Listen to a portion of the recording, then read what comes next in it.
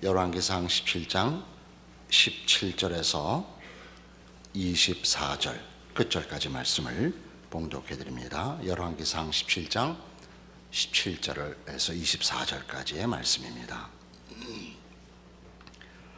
2일 후에 그 집 주인 되는 여인의 아들이 병들어 증세가 심히 위중하다가 숨이 끊어진지라. 여인이 엘리야에게 이르되 하나님의 사람이여, 당신이 나와 더불어 무슨 상관이 있기로 내 죄를 생각나게 하고 또 내 아들을 죽게 하려고 내게 오셨나이까? 엘리야가 그에게 그의 아들을 달라 하여 그를 그 여인의 품에서 받아 안고 자기가 거처하는 다락에 올라가서 자기 침상에 누이고 여호와께 부르짖어 이르되 내 하나님 여호와여, 주께서 또 내가 우거하는 집 과부에게 재앙을 내리사 그 아들이 죽게 하셨나이까 하고 그 아이 위에 몸을 3번 펴서 엎드리고 여호와께 부르짖어 이르되 내 하나님 여호와여, 원하건대 이 아이의 혼으로 그의 몸에 돌아오게 하옵소서 하니 여호와께서 엘리야의 소리를 들으심으로 그 아이의 혼이 몸으로 돌아오고 살아난지라. 엘리야가 그 아이를 안고 다락에서 방으로 내려가서 그의 어머니에게 주며 이르되 보라, 내 아들이 살아났느니라.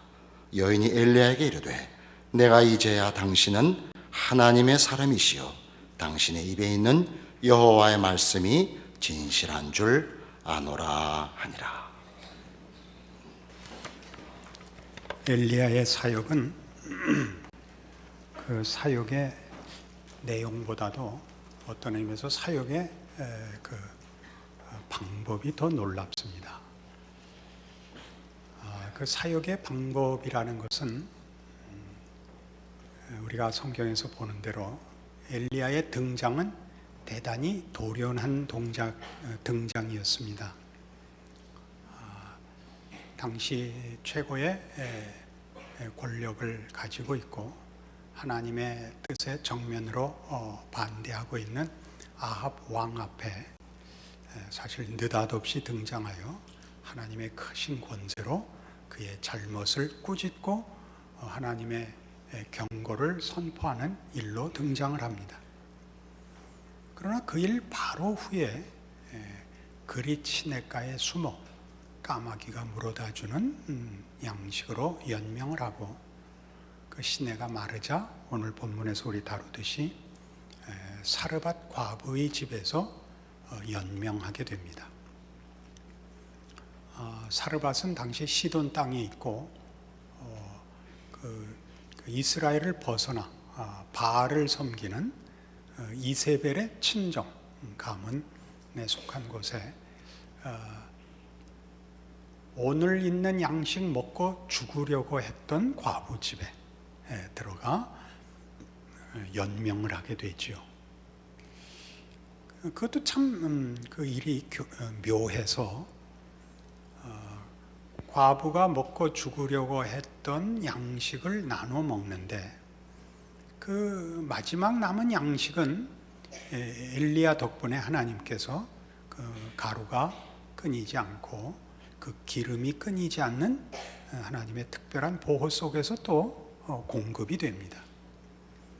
결국은 그 집의 아들이 죽고 그를 위하여 기도하여 아들을 살려내는 것으로 이 이야기가 끝이 나는데, 그렇다고 할지라도 우리가 이 사건에서 놀라는 것은 이것이 무대 위에서 벌어지지 않는다는 사실입니다. 서두에도 말씀드린 것 같이 엘리야의 등장은 대단히 돌연하고 굉장히 크게 등장하지만 주요 사역이 이렇게 감추어지는 것이었다는 것을 명심해야 됩니다. 물론 이제 갈멜산 전투에서 다시 그는 무대에 서고 각광을 받겠습니다만 그 후에 또 호렙산으로 피하고 숨는 일이 반복이 됩니다. 어떻게 엘리야가 죽은 아이를 살렸느냐 보다 왜 이 일이, 죽은 자를 살리는 이런 큰 일이 무대 뒤에서 감추어져서 발생하느냐 하는데 사실 오늘 성경에 초점이 있습니다. 이렇게 큰 기적은 모든 이스라엘 백성들이 보도록 또 하나님께서 뜻하시는 일에 큰 영향을 미칠 수 있는 그런 방법으로 진행되어야 하는데, 보시다시피 과부와 엘리야 외에는 없는, 아무 관객도 없는 곳에서 이 일은 이루어집니다. 이런 일들은 사실 우리에게 무엇을 가르치려고 하느냐 하면, 엘리야의 등장과 숨음이라는 것이 보여주듯이 하나님의 나타나심과 숨으심이라는 데에 대하여 우리에게 이해를 주려는 데 목적이 있습니다. 우리는 하나님의 나타나심에 대해서 성경의 기록이나 우리의 역사 속에서도 그 경험을 갖고 있습니다. 이스라엘로 말하면 출애굽이라든가 무슨 다윗이 골리앗을 물리치는 사건이라든가 하는 커다란 일이 있다면, 우리나라에도 1907년에 일어났던 대부흥이라는 하나님의 나타나심, 하나님의 일하심에 그 보이는 손길들을 확인하는 일들을 주셨습니다. 게다가 우리가 살고 있는 지금 현대의 한국교회는 세계 어느 곳에서보다 더 특별하게 하나님의 나타나심이 증거되는 현실 속에 있습니다. 그러나 그렇지 않는 때가 사실은 더 많지요. 하나님은 나타나시는 때보다 숨으시는 때가 더 많습니다. 그것은 우리가 우리의 개인적인 신앙 경험 속에서 경험합니다. 누구나 하나님의 나타나심으로 인하여 하나님을 만나고 이 자리까지 인도되고 우리 모두 공통되게 고백하는 신앙 고백을 가질 수 있었을 것입니다. 그러나 그건 잠시고, 잠시라고 얘기하는 건 조금 어폐가 있을 수 있지만, 더 많은 시간들은 하나님은 왜 내 기도에 응답하시지 않는가, 왜 나로 하여금 이렇게 살게 하시는가 라는 일들로 더 많은 시간들이 점철되어 있습니다. 그러나 여기 이 엘리야의 사건은 우리로 하여금 하나님의 숨으심이 정말 숨으신 것이냐, 하나님은 그때 어떤 개인에게나 혹은 역사에서, 세계의 무대에서 잠시 자리를 비키시는 것이냐 라는 데 대하여 그렇지 않다고 가르치는 대목입니다. 시편 22편을 보십시다.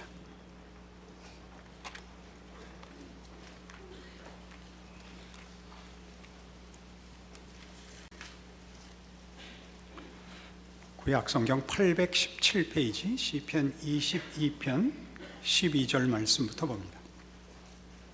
많은 황소가 나를 에워싸며 바산의 힘센 소들이 나를 둘러쌌으며 내게 그 입을 벌림이 찢으며 부르짖는 사자 같으니이다. 나는 물같이 쏟아졌으며 내 모든 뼈는 어그러졌으며 내 마음은 밀랍 같아서 내 속에서 녹았으며 내 힘이 말라 질그릇 조각 같고 내 혀가 입천장에 붙었나이다. 주께서 또 나를 죽음의 진토 속에 두셨나이다. 개들이 나를 에워쌌으며 악한 무리가 나를 둘러 내 수족을 찔렀나이다. 내가 내 모든 뼈를 셀 수 있나이다. 그들이 나를 주목하여 보고 내 겉옷을 나누며 속옷을 제비 뽑나이다. 다윗의 고난의 시입니다. 다윗이 자기가 당한 고난을 하나님 앞에 하소연하고 있는 대목이죠. 이 내용은 예수 그리스도의 십자가 순환에 그대로 적용되어 이 다윗의 이 고난시는 메시아 순환에 대한 예언으로 우리가 다 인정하고 있습니다. 우리는 예수님께서 우리를 구원하기 위하여 이 세상에 육신을 입고 온 성육신 사건과 우리를 구원하기 위해 십자가의 대속을 위한 죽음을 겪으신 십자가 사건을 잘 알고 있습니다. 우리는 그 일을 우리의 신앙의 가장 중요한 내용으로 고백하고 이해하고 있습니다. 그러니까 다윗의 이 고난은 바로 그러실 고난받으러 오시는 성육신과 순환의 예수 그리스도를 예언하고 있습니다.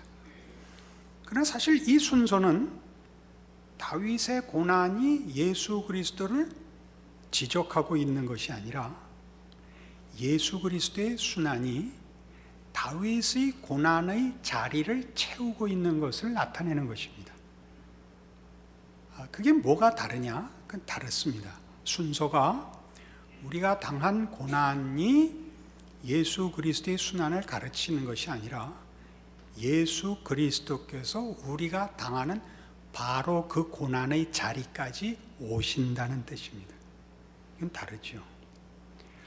우리가 우리의 당한 고난들이 어떤 의미가 있느냐라고 할 때, 이런 고난의 자리에 예수님이 오셔서 죽었다는 것은 우리가 예수의 고난을 이해하기 위한 것으로 쓰이기보다 우리의 진실한 현실의 자리까지 오시는 주님이다 하는데 초점이 있단 말입니다. 예수님의 고난을 이해하려고 그러지 마시고 내가 있는 어떤 자리, 여기서 지금 다윗이 얘기하는 많은 황소가 나를 에워싸고 힘센 소들이 나를 둘러쌌습니다. 무서운 대적들이 힘을 가지고 나를 공격하고 있습니다. 사자같이 나를 찢으려고 합니다. 나는 물같이 쏟아졌습니다. 우리의 삶의 현실 속에서 경험하는 것들입니다. 우리가 경험하는 식으로 이걸 조금 더 풀어내자면 여러분 삶 속에서 경험하는 이런 것들, 갈등, 불안, 낙심, 절망, 굴욕, 분노, 억울함, 자괴, 비열함, 그게 우리가 경험하는 자신의 모습이고 인간의 실존인데, 우리가 얼마나 많이 고통스러워하고 얼마나 많이 망가졌느냐의 그 한계 끝까지 예수님이 오셨다는 뜻입니다. 예수님의 오심은 다만 그냥 일반적인 차원에서 육체를 입고 인간이 되어 33년을 살고 갔다라는 간단한 얘기가 아니고, 우리들이 누구에게도 설명할 수 없다고 얘기하는 나의 못난 것 혹은 나의 억울함, 나의 비통함, 나의 분노, 설명할 수 없는 비의 슬픔, 거기까지 충분히 오셨었다는 얘기입니다. 그게 성육신입니다. 엘리야에게서 보는 우리의 놀라움은 그가 아합 앞에 나타나 네가 하나님을 배반하고 이 백성으로 하여금 하나님 믿는 것을 왜곡시키고 외면케 했기 때문에 3년 반 동안 비가 오지 않을 것이라, 이렇게 하나님이 큰 소리로 등장하여 그의 권세를 나타내실 때만 하나님이 말하자면 역사 속에 또는 우리의 영혼 속에 관계하시는 것이 아니라, 그런 무대 위에 없다고 해서 하나님이 가만 계시는 것 아니고, 무대 위에 안 계실 때는 말하자면 각 개개인을 그의 처한 극한의 상황에 일일이 찾아오고 있다는 것이 엘리야의 사르밧 과부 사건인 것입니다. 요한복음 12장에 가시면 이런 유명한 성경의 신앙적인 요구를 받고 있는데, 그 의미를 오늘 이런 내용과 이렇게 연결할 수 있습니다. 요한복음 12장 24절입니다. 내가 진실로 진실로 너희에게 이르노니 한 알의 밀이 땅에 떨어져 죽지 아니하면 한 알 그대로 있고 죽으면 많은 열매를 맺느니라. 우리 썩는 밀알 하나가 얼마나 많은 열매를 맺을 수 있는지를 알고 있습니다. 어떻게 썩어야 되냐면 땅에 떨어져 썩어야 됩니다. 그러니까 우리가 있는 자리는 우리가 어떤 절망과 끔찍한 자리에 있을지라도 하나님께서 예수 그리스도 안에서 찾아오신 자리고, 체휼하신, 인생을 체휼하신 예수 그리스도라는 성경의 표현대로 우리가 처한 입장과 자리를 하나님이 찾아오신 자리고, 또 다르게 얘기하면 흑암의 자리, 사망의 그늘진 곳에 주께서 오시는 겁니다. 그 성육신은 우리를 구원하기 위하여 우리가 있는 자리까지 찾아오신 것으로서 우리의 절망과 슬픔과 고통이라는 것이 하나님 앞에 이해되고 있고 하나님이 찾아오신 자리라는 것이 엘리야 얘기고, 한 걸음 더 가면 그렇게 예수님이 성육신하여 나의 고통과 말하자면 절망의 끝자락까지 오신 것처럼 내가 지금 경험하고 있는 현실의 자리는 예수 그리스도께서 우리와 함께 하사 그가 찾아오신 것 같이 모든 영혼을 찾아가는 자리라고 얘기합니다. 그것이 하늘의 밀알이 땅에 떨어져 썩는다는 표현입니다. 땅에 떨어져 썩어야 됩니다. 공중에서 팝콘이 되면 안 됩니다. 그러나 우리는 이것을 거부합니다. 이어보시면 25절, 자기의 생명을 사랑하는 자는 잃어버릴 것이요 이 세상에서 자기의 생명을 미워하는 자는 영생하도록 보존하리라.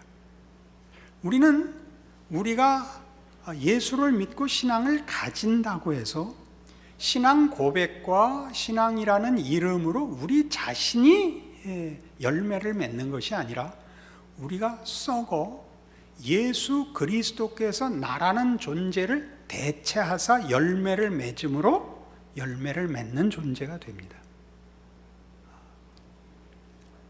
엘리야는 그 과부의 아들을 어떻게 살려내느냐 하면 하나님의 사람으로서 도와주는 입장에서 엘리야가 그 사역을 하는 것이 아니라, 그 기적이 허락되는 것이 아니라, 우리 서두에도 잠시 본 바와 같이 과부의 도움 속에 있고 과부는 엘리야로 말미암아 사실은 하나님의 특별한 보호 밑에 있습니다.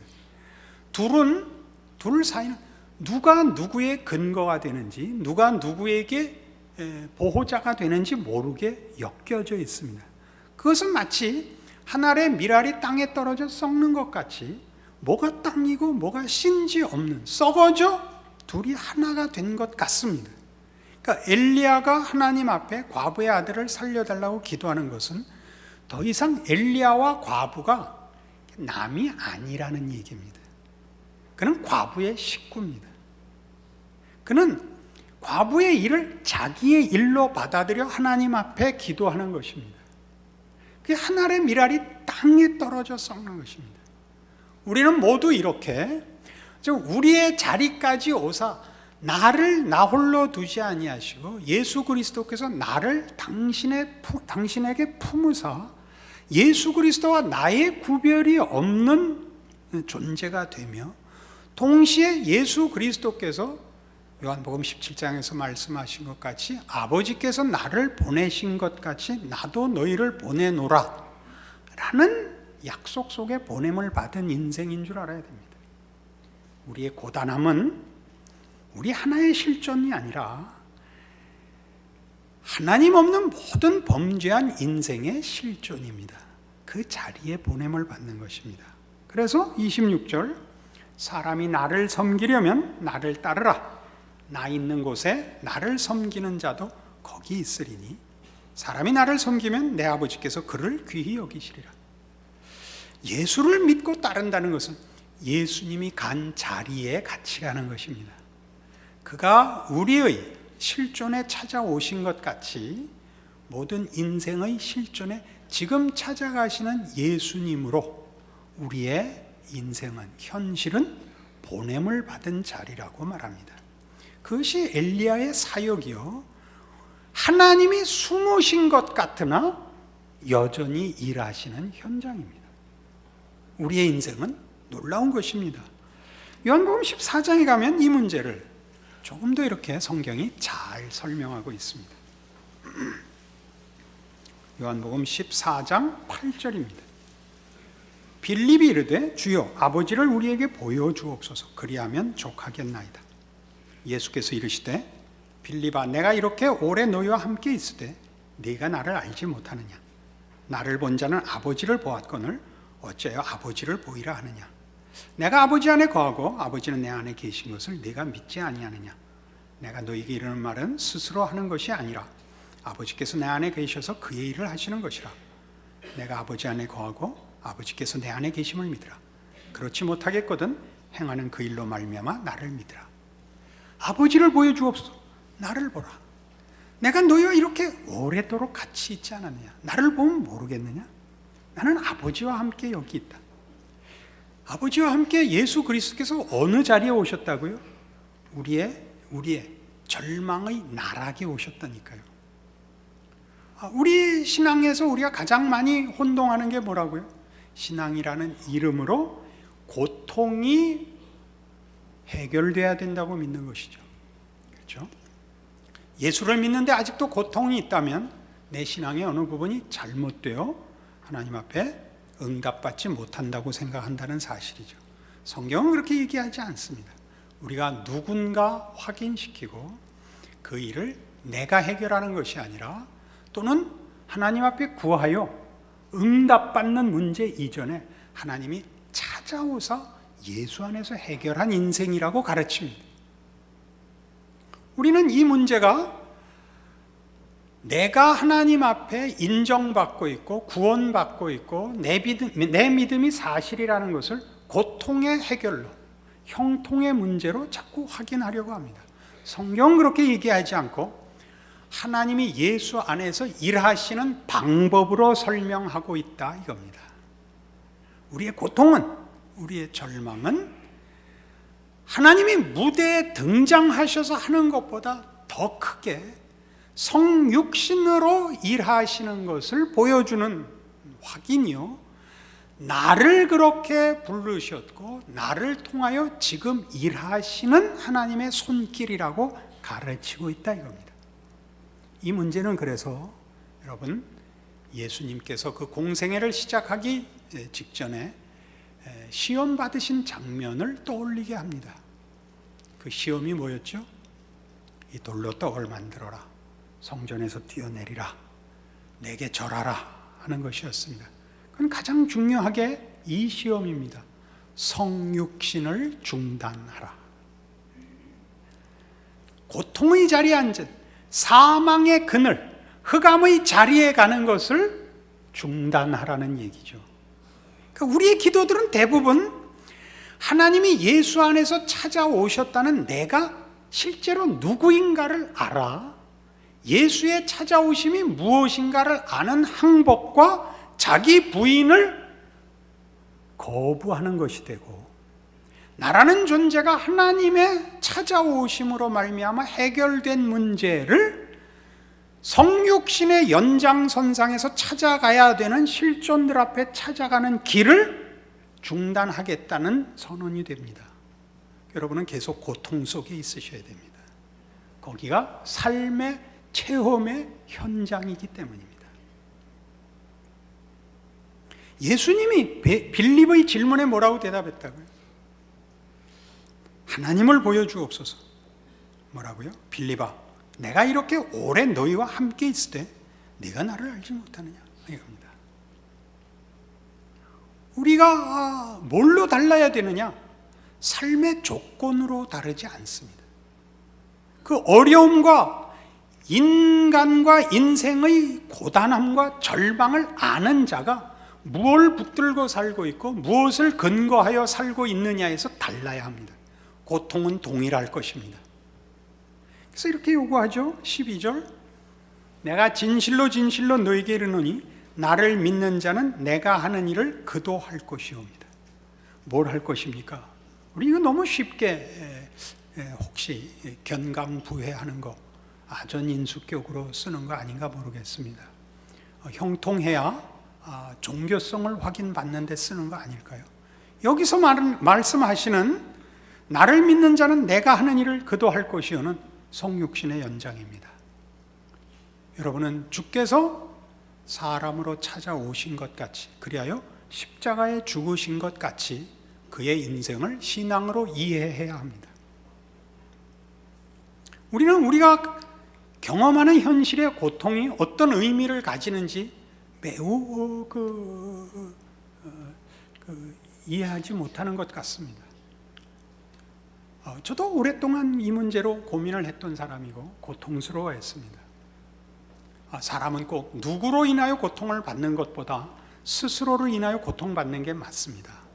우리는 성실하지 못하고 정직하지 못하고 용기 있지 못하고 지혜롭지 못하며 소원은 있으나 이루지는 못합니다.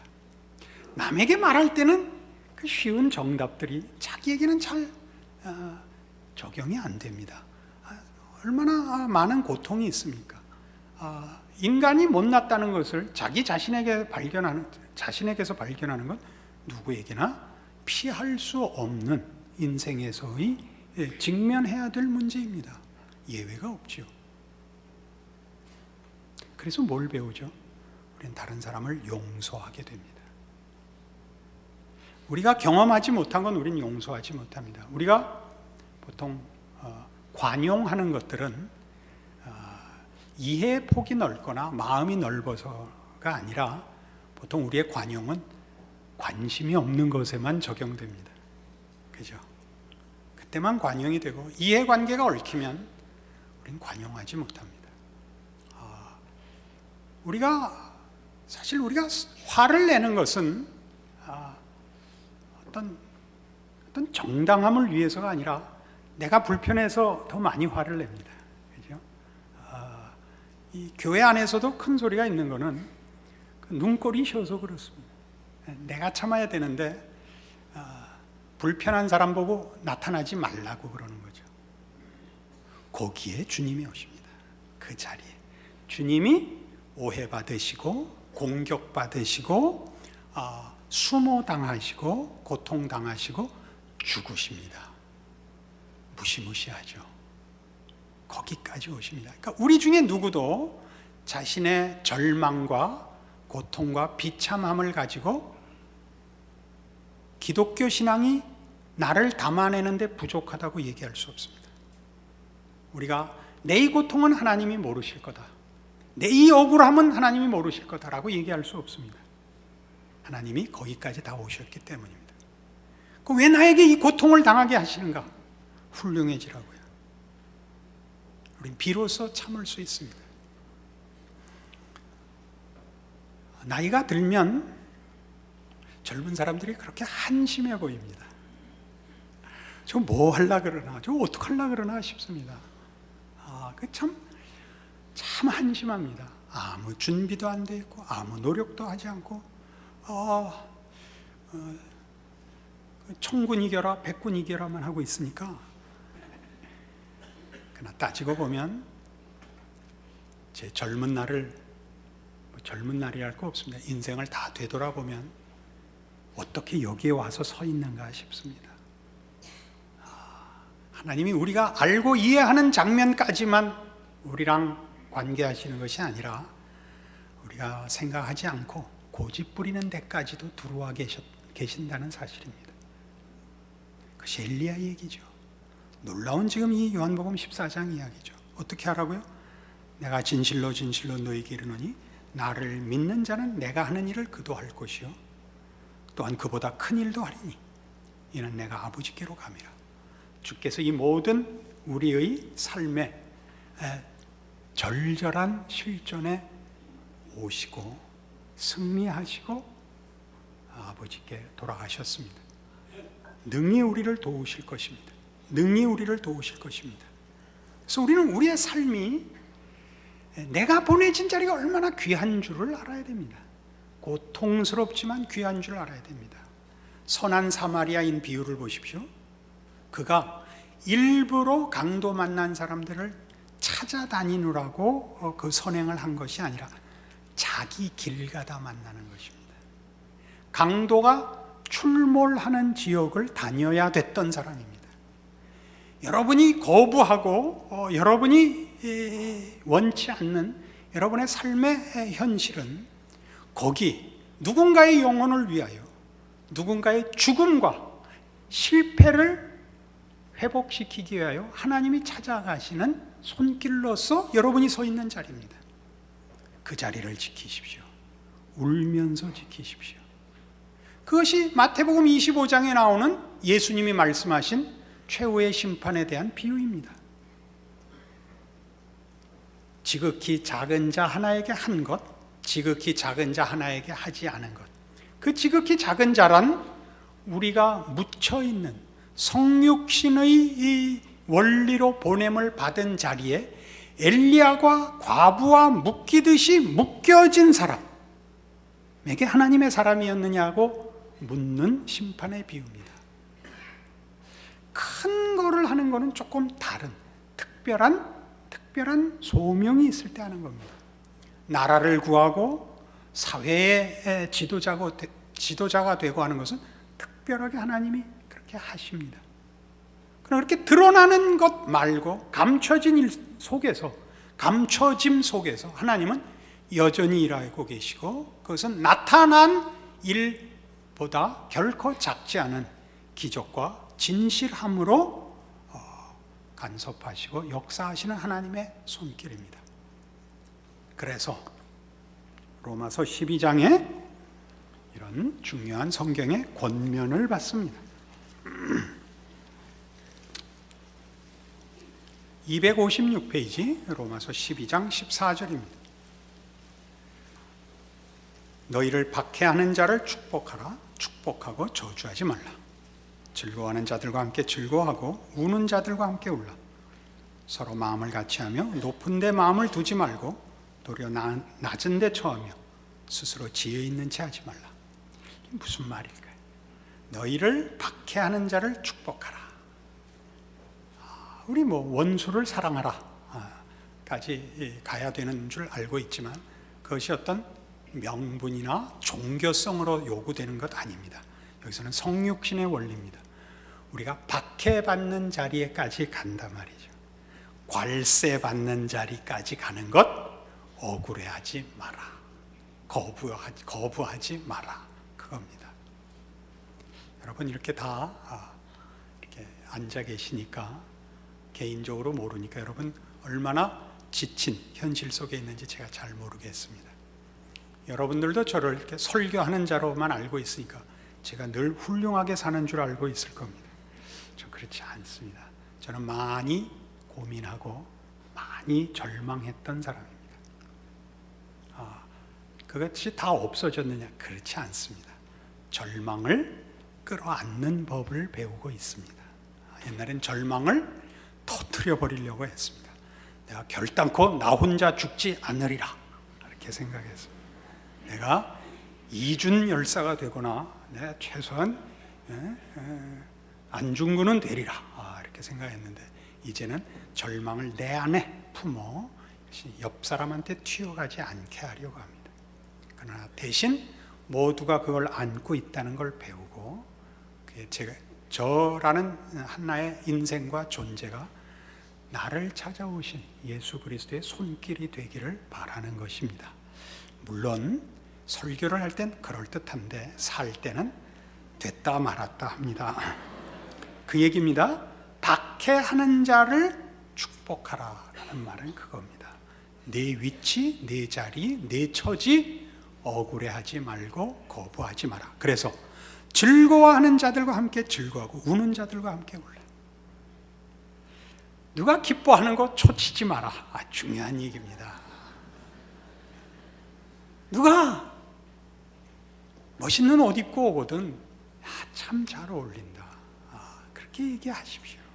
겸손한 것이고 성육신의 책임 있는 신앙 자세입니다.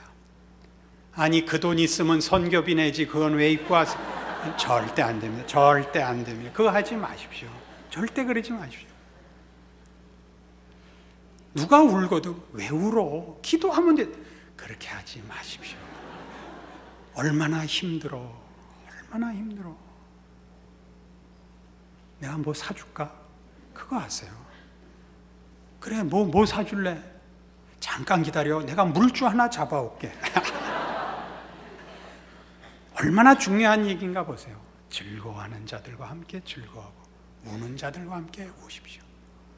이 말은 인생이 간단하지 않다는 것을 전제합니다. 그 간단치 않고 그 억울하고 그 비참함이 무의미하지 않다는 것을 인정해야만 즐거워하는 자와 함께 즐거워할 수 있고 우는 자와 함께 울 수 있습니다. 서로 마음을 같이 하며 높은 데 마음을 두지 말고 폼날려 그러지 말고 자랑하고 큰소리 치는 자리를 잡으려 그러지 말고 도리어 나은 데 처하며 스스로 지혜 있는 채 하지 마라. 지혜는 하나님 외에 아무도 없습니다. 하나님의 일하심을 우리는 다 이해하지 못합니다. 우리는 순종할 수 있을 뿐입니다. 그리하면 우리의 인생은 엘리야의 인생이며 예수 그리스도의 인생이며 하나님은 우리라는 신자 하나하나를 통하여 이 세상에서 지금 일하시는 하나님으로 역사하시며 증거하시며 열매 맺으시며 영광을 나타내실 것입니다. 기도하십시다. 하나님 아버지 은혜를 감사합니다. 하나님은 하나님 되기를 중단하시는 적이 없으시며 그의 백성을 돌보시며 지키시는 일을 또한 쉬는 일이 없으십니다. 우리의 고단함과 우리의 분노는 믿음이 없기 때문입니다. 우리의 믿음 없는 것을 도우시며 하나님의 일하심에 온전하심과 선하심과 능력에 우리의 믿음을, 우리의 인생을 마땅히 바치고 순종하게 하여 주시옵소서. 그리하여 우리의 삶과 우리의 존재가 하나님의 일하시는 귀하고 놀라운 삶이 되게 하여 주시옵소서. 지금은 우리 주 예수 그리스도의 은혜와 하나님 아버지의 극진하신 사랑과 성령님의 교통하심이 예수 그리스도로 말미암아 삶고 그리스도와 함께 살아 그리스도의 손길이 되고 함께 하시는 능력이 되는 인생을 사는 줄 기억하고 믿음을 구하고 순종을 약속하고 충성을 주 앞에 드리며 돌아가는 심령들 위해 영원토록 함께 있을지어다. 아멘.